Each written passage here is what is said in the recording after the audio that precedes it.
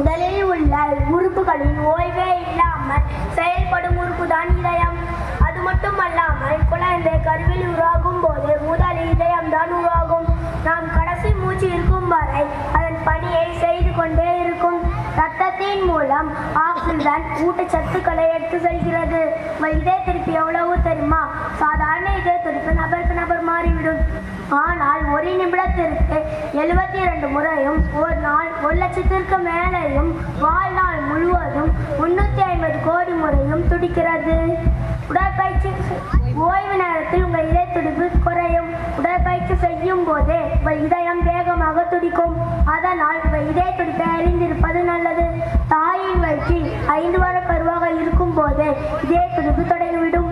மணிக்கு 1.6 கிலோமீட்டர் வேகத்தில் இரத்த குழாய்களுக்கு இரத்தத்தை இதயம் அனுப்புகிறது.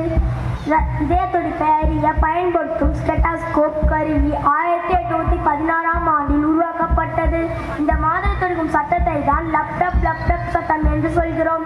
இதயத்தோட 4 வால்வுகளும் திறந்து மூடும் போது வரும் சத்தம் தான் லப்டப் சத்தம். இந்த லப்டப் சத்தம் குழந்தை பருவத்தில் எப்போதும் அம்மாவே நாடிய துடிக்கிறது.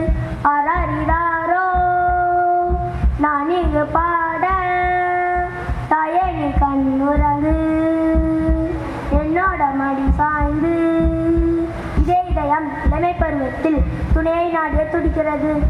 ஒரு தடவை சொல்வாயா உன்னை எனக்கு பிடிக்கும் என்று, ஒரு பார்வை பார்ப்பாயா உன்னை எனக்கு பிடிக்கும் என்று. முதியோர் பருவத்தில் தனிமையையும் குழந்தைகளின் வாழ்க்கையையும் நினைத்து துடிக்கிறது.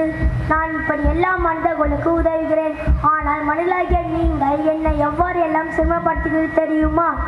புகையிலை புற்றுநோயை உண்டாக்கும், மது நாட்டுக்கும் வீட்டுக்கும் கேடு என்று சொல்லிக்கொண்டு அவற்றையை உட்கொண்டு உங்களையும் சுற்றியிருப்பவர்களுக்கும் காற்றை மாசுபடுத்திவிட்டு என்னை வேலை செய்ய விடுவது இல்லை. அளவுக்கு அதிகமாக ஆசைப்பட்டு என் இதயத்தை கஷ்டப்படுத்துறீங்க.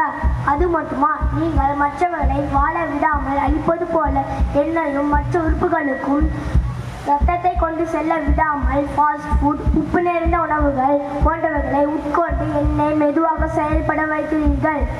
எனக்கு எவ்வளவு துன்பங்களை தருகிறது தெரியுமா? இதயம், இந்த இதயம் இன்னும் எத்தனை துன்பங்கள் தாங்கிடுமோ? இதயம், இந்த இதயம் இன்னும் எத்தனை துன்பங்கள் தாங்கிடுமோ? இதையெல்லாம் இருக்கட்டும் மனிதர்களே, நானும் உங்களிடம் உள்ள இதயமும் ஆரோக்கியமாக வாழ சில வழிகளை கூறுகிறேன்.